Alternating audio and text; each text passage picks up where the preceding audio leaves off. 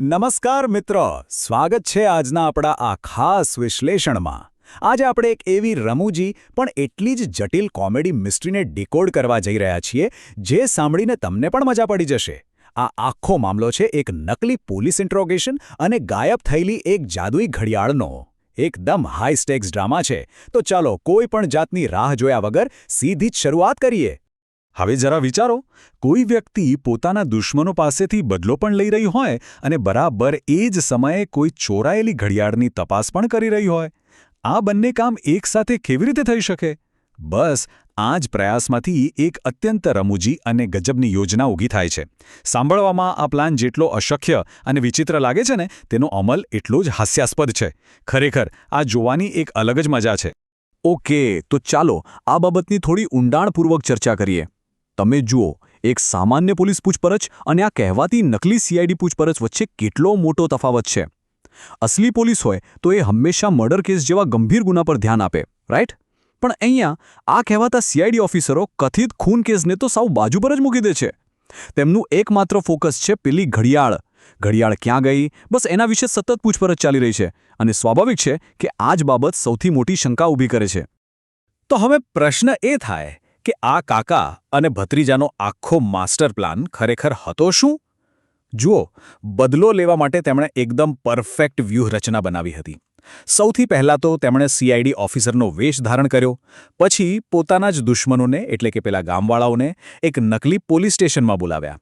અને સૌથી કમાલની વાત તો એ છે કે તેમણે જાતે કોઈના પર હાથ પણ નથી ઉપાડ્યો. તેના બદલે શંકાસ્પદોને જ પોતાની જાતને અને એકબીજાને મારવા માટે મજબૂર કરી દીધા. બોલો. અને આ જ વાત એક ચોક્કસ ડાયલોગમાં પકડાઈ જાય છે, જે કાકાનો અસલી હેતુ છતો કરે છે. મારે આ મોટા ડોહાને કૂતરો બનાવવાનો છે. આ શબ્દો છે કાકાના.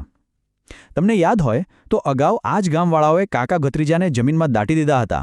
એટલે સમજો, આ કોઈ કાયદાકીય તપાસ કે પૂછપરછ નથી, પણ એ જૂના અપમાન અને પીડાનો બદલો લેવાની એક અત્યંત અંગત અને એકદમ રમૂજી યોજના છે. અને આ આખી ઘટના ખૂબ જ શાનદાર રીતે એ દર્શાવે છે કે આ કાકા ભત્રીજાની જોડી કેટલી ચાલાક છે. તેમને આ સજા આપવા માટે એક બહુ જ સરસ શબ્દ વાપર્યો, પ્રસાદી. પણ અહીં પ્રસાદીનો મતલબ શું? પ્રસાદી એટલે શંકાસ્પદોએ પોતે જ એકબીજાને ધોકા અને બૂટ ચંપલથી મારવાનો. છે ને અદ્ભુત કરુણતા? આ રીતે આ નકલી પોલીસે પોતાના હાથ ગંદા કર્યા વિના જ દુશ્મનોને બરાબરની સજા પણ આપી દીધી અને જૂના દુશ્મનાવટની વસૂરાત પણ કરી લીધી. પણ જુઓ, ગમે તેટલું મોટું જૂઠાણું હોય, તેમાં કોઈને કોઈ ખામીઓ તો રહી જ જાય. અહીં પણ એવું જ થાય છે. હરીબા અને મફુજીને ધીમે ધીમે એવો ખ્યાલ આવવા લાગે છે કે ભાઈ, કંઈક તો ગડબડ છે. સૌથી પહેલી વાત, આ પોલીસ સ્ટેશન કોઈ હેડક્વાર્ટર્સમાં નહીં, પણ એક નવા કમર્શિયલ કોમ્પ્લેક્સમાં છે. બીજું, ત્યાં કોઈ જ બીજો સ્ટાફ કે પોલીસકર્મી જોવા નથી મળતો.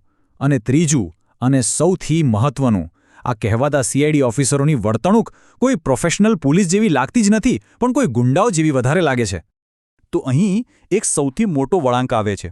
ગામવાળાઓને ધીમે ધીમે આ ઓફિસરોમાં એક શારીરિક સમાનતા દેખાવા લાગે છે. પેલો પાતળો ઓફિસર બિલકુલ ગાયબ થયેલા ભત્રીજા જેવો જ લાગે છે, અને પેલો જાડો ઓફિસર આબેહૂબ કાકાને મળતો આવે છે.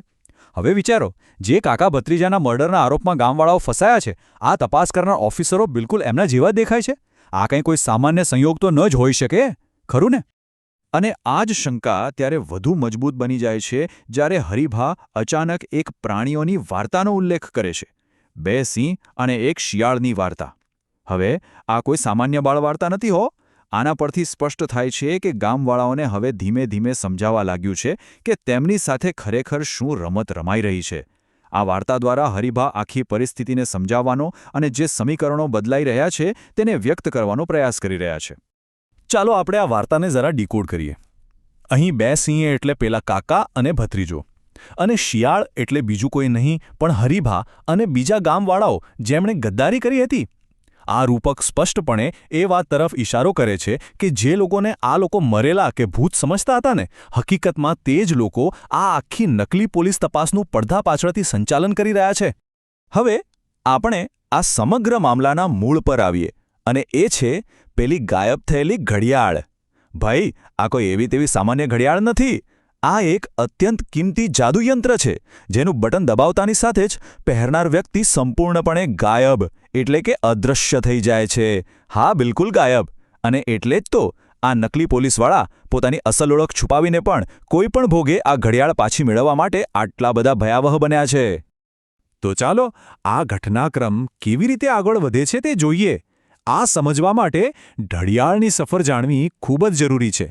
શરૂઆતમાં ગામવાળાઓ વચ્ચે એવો કરાર થયો હતો કે બધા વારાફરતી એક મહિના માટે આ ઘડિયાળ પોતાની પાસે રાખશે. જો કે ભરતજીએ શરૂઆતમાં આ વાતનો વિરોધ કર્યો હતો.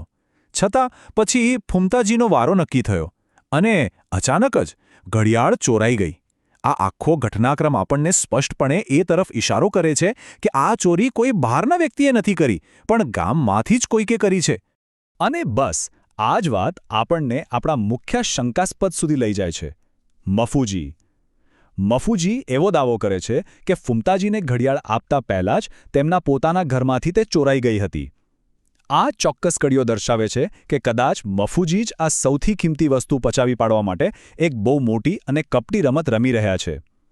વચેટિયા તરીકે કામ કરતાં કરતાં તેમણે જ આ સૌથી કિંમતી વસ્તુ ગુમાવવાનું નાટક ઊભું કર્યું હોય તેવી પૂરેપૂરી શક્યતા છે. તો હવે આ બધી જ ખબર પડી ગયા પછી કાકા અને ભત્રીજા એટલે કે આપણી નકલી પોલીસનો આગળનો પ્લાન શું છે? તેમણે હવે એવું નક્કી કર્યું છે કે આ વર્તમાન શંકાસ્પદોને એક કડક વોર્નિંગ આપીને હાલ પૂરતા છોડી દેવા. તેમનો મુખ્ય ટાર્ગેટ હવે સીધો મફુજી છે. તેઓ મફુજીનું જ અપહરણ કરવાની યોજના બનાવે છે, જેથી તેને બિલ્ડિંગ પરથી નીચે ફેંકી દેવાની ધમકી આપી શકાય. ડરાવી ધમકાવીને મફુજીના મોઢેથી ઘડિયાળનું સાચું સત્ય બહાર લાવવાનો આ તેમનો નવો પ્લાન છે. અને આ સમગ્ર ઘટનાક્રમ આપણને અંતે એક સૌથી રોમાંચક પ્રશ્ન પર લાવીને ઊભો કરી દે છે. ખરેખર અસલી માસ્ટરમાઇન્ડ છે કોણ? બદલો લેવા માટે આટલું મોટું નાટક રચનાર પેલા કાકા ભત્રીજો? કે પછી અદૃશ્ય થવાની ઘડિયાળ પોતાની પાસે છુપાવીને બેઠેલો પેલો ચતુર મફુજી? આ છેતરપિંડીનો ખેલ ખરેખર આપણને વિચારતા કરી દે છે કે અંતે આમાં સાચી જીત કોની થશે. ખેર, આ જટિલ કોમેડી અને રહસ્યથી ભરેલા આજના આ વિશ્લેષણમાં મારી સાથે જોડાવા બદલ તમારો ખૂબ ખૂબ આભાર.